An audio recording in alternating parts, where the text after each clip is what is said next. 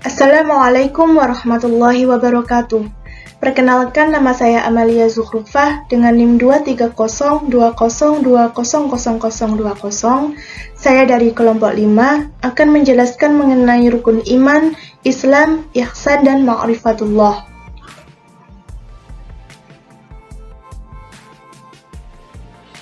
Pengertian iman, Islam, dan ihsan. Yang pertama mengenai pengertian iman. Iman adalah kepercayaan kepada Allah Tuhan Yang Maha Esa.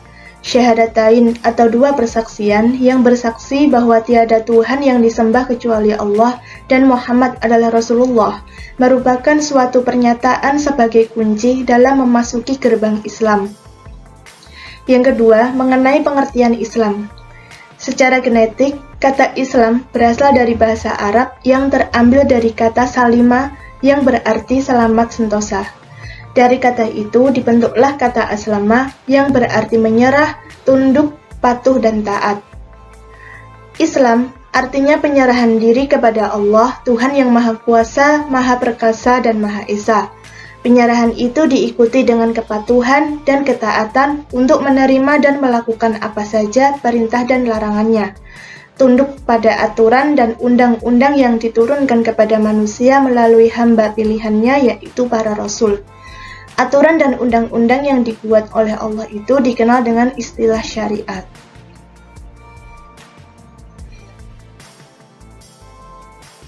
Yang ketiga, mengenai pengertian ihsan.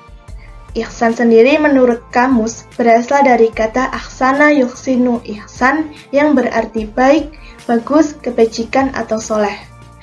Dalam etimologi, asal-usul kata, ihsan adalah lawan kata dari is'ah. Secara mandiri, ihsan memiliki arti kebaikan, membaguskan, lebih indah, kesenangan. Di dalam Kamus Besar Bahasa Indonesia atau KBBI, ihsan adalah baik. Ihsan adalah menyembah Allah Subhanahu wa Ta'ala dengan seolah melihatnya. Apabila tidak mampu, maka bayangkan Allah Subhanahu wa Ta'ala melihat perbuatan kita. Ihsan adalah beribadah dengan ikhlas, baik ibadah khusus maupun umum.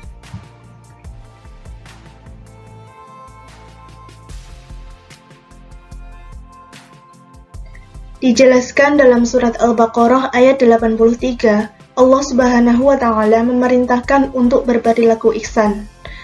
A'udzu billahi minasyaitonir rajim. Bismillahirrahmanirrahim. وَإِذْ أَخَذْنَا مِيثَاقَ بَنِي إِسْرَائِيلَ لَا تَعْبُدُونَ إِلَّا اللَّهَ وَبِالْوَالِدَيْنِ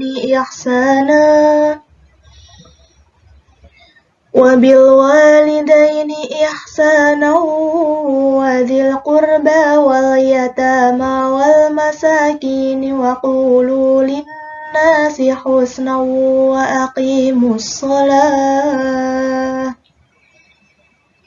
وَأَقِيمُوا الصَّلَاةَ وَآتُوا الزَّكَاةَ ثُمَّ تَوَلَّيْتُمْ إِلَّا قَلِيلًا مِنْكُمْ وَأَنْتُمْ مُعْرِضُونَ. Shadaqallahul Azim. Yang artinya, dan ingatlah ketika kami mengambil janji dari Bani Israel, janganlah kamu menyembah selain Allah, dan berbuat baiklah kepada kedua orang tua, kerabat, anak-anak yatim, dan orang-orang miskin. Dan bertutur katalah yang baik kepada manusia, laksanakanlah sholat, dan tunaikanlah zakat.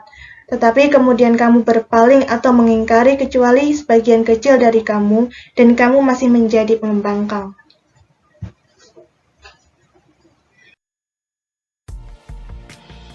Selanjutnya mengenai rukun-rukun Islam dan iman. Yang pertama rukun iman, iman kepada Allah, iman kepada malaikat Allah, iman kepada kitab-kitab Allah, iman kepada Rasul Allah, iman kepada hari akhir, dan yang terakhir adalah iman kepada qada dan qadar.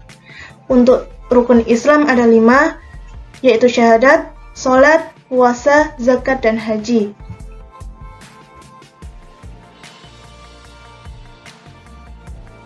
Mengenai rukun iman, yang pertama merupakan iman kepada Allah, yakni beriman kepada rububiyah Allah Subhanahu wa Ta'ala. Maksudnya, Allah adalah Tuhan, pencipta, pemilik semesta, dan pengatur segala urusan.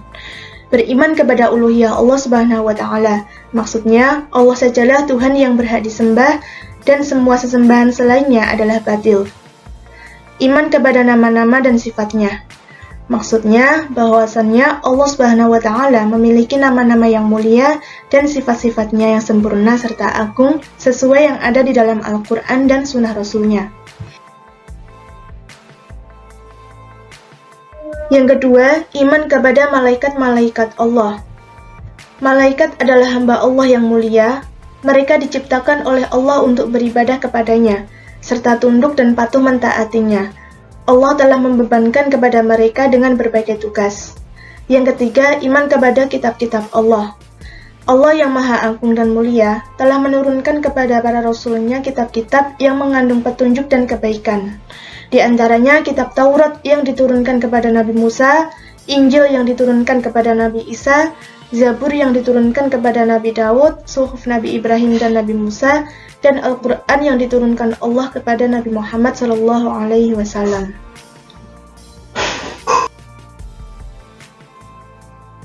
Yang keempat, iman kepada Rasul Allah. Allah telah mengutus kepada makhluknya para Rasul. Rasul pertama adalah Nabi Nuh dan yang terakhir adalah Nabi Muhammad SAW. Dan semua itu adalah manusia biasa, tidak memiliki sedikit pun sifat ketuhanan. Mereka adalah hamba-hamba Allah yang dimuliakan dengan kerasulan. Yang kelima merupakan iman kepada hari akhir, yaitu hari kiamat. Tidak ada lagi hari setelahnya ketika Allah membangkitkan manusia dalam keadaan hidup untuk kekal di tempat yang penuh kenikmatan atau di tempat siksaan yang amat pedih.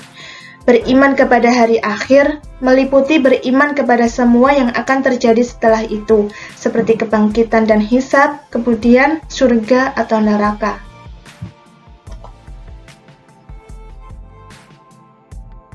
Yang terakhir, iman kepada qada dan qadar.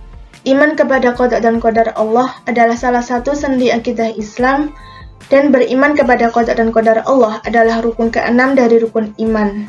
Sebagaimana dalam jawaban Rasulullah ketika ditanya oleh Jibril tentang iman, beliau bersabda, "Engkau beriman kepada Allah, para malaikatnya, kitab-kitabnya, hari akhir, dan engkau beriman kepada qadanya yang baik maupun yang buruk."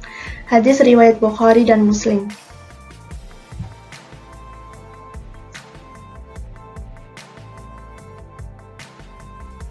Mengenai rukun Islam, yang pertama adalah kalimat syahadat. Dua kalimat syahadat itu adalah laksana anak kunci yang dengannya manusia masuk ke dalam alam keselamatan atau Islam. Sebagaimana keterangan hadis Nabi dari Mu'az berkata, "Aku mendengar Rasulullah SAW bersabda, barang siapa yang akhir katanya, La ilaha illallah, maka dia pasti masuk surga."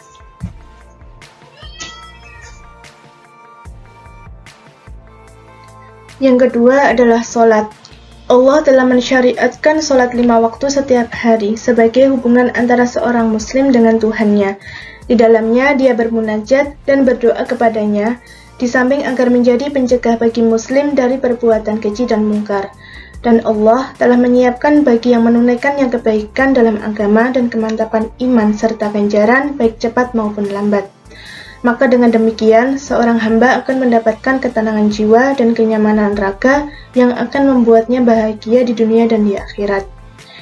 Dalam Quran Surat Ar-Rum ayat 17, yang berbunyi, Bismillahirrahmanirrahim, Fasubhanallahi khina tumsuna wa khina tusbihun. Shadaqallahu alim. Yang artinya, maka bertasbihlah kepada Allah pada petang hari dan pada pagi hari. Jadi, memang sholat itu dilakukan tidak sembarang waktu, khususnya sholat wajib. Ada waktu-waktu khusus untuk melaksanakannya.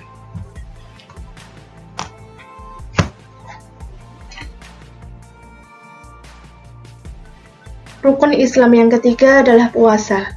Puasa adalah salah satu rukun Islam yang mulai disyariatkan pada tahun kedua Hijriah. Kata puasa berasal dari bahasa Arab yaitu as-shaum yang berarti menahan atau imsak. Jadi puasa menurut bahasa artinya menahan. Secara terminologi, puasa adalah menahan dari sesuatu yang membatalkan puasa dengan niat yang khusus pada seluruh siang harinya. Orang yang melakukan puasa adalah orang yang berakal dan suci dari haid dan nifas. Yang keempat adalah zakat. Zakat diwajibkan atas setiap orang Islam yang telah memenuhi syarat. Selain melaksanakan perintah Allah Subhanahu wa Ta'ala, tujuan mensyariatkan zakat ialah untuk membantu umat Islam yang membutuhkan bantuan dan pertolongan. Oleh karena itu, syariat Islam memberikan perhatian besar dan memberikan kedudukan tinggi pada ibadah zakat ini.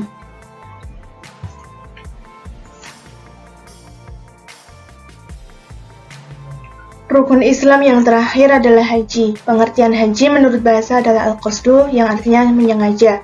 Sedangkan menurut istilah haji adalah mengunjungi Mekah atau Ka'bah untuk mengerjakan ibadah yang terdiri dari tawaf, sa'i, wukuf, dan ibadah-ibadah lainnya yang sesuai dengan ketentuan haji, guna memenuhi perintah Allah Subhanahu wa Ta'ala dan mengharap keridhoannya.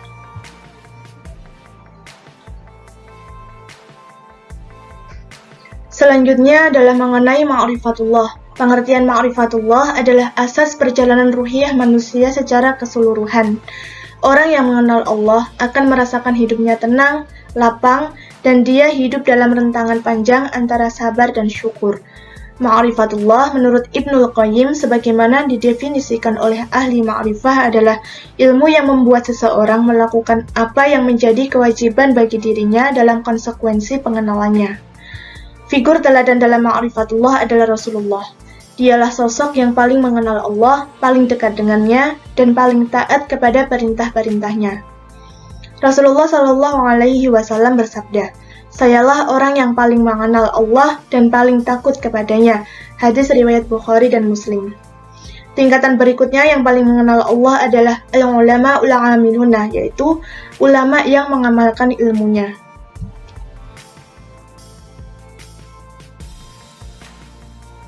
Selanjutnya mengenai ciri-ciri orang yang mengenal Allah atau al-arif billah.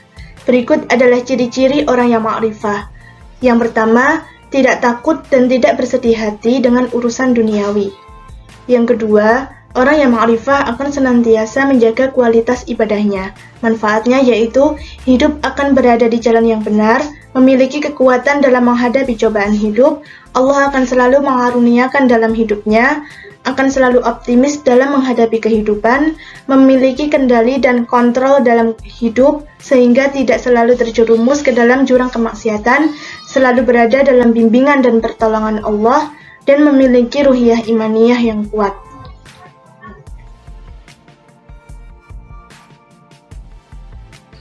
Jadi, untuk kesimpulannya, iman, Islam, dan ihsan adalah satu kesatuan yang tidak bisa dipisahkan satu dengan lainnya. Iman adalah keyakinan yang menjadi dasar akidah. Keyakinan tersebut kemudian diwujudkan melalui pelaksanaan kelima rukun Islam. Sedangkan pelaksanaan rukun Islam dilakukan dengan cara ihsan sebagai upaya pendekatan diri kepada Allah Subhanahu wa Ta'ala. Ma'rifatullah sendiri adalah asas perjalanan ruhiyah manusia secara keseluruhan. Orang yang mengenal Allah akan merasakan hidupnya tenang, lapang, dan dia hidup dalam rentangan panjang antara sabar dan syukur. Ma'rifatullah adalah asas perjalanan ruhiyah manusia secara keseluruhan.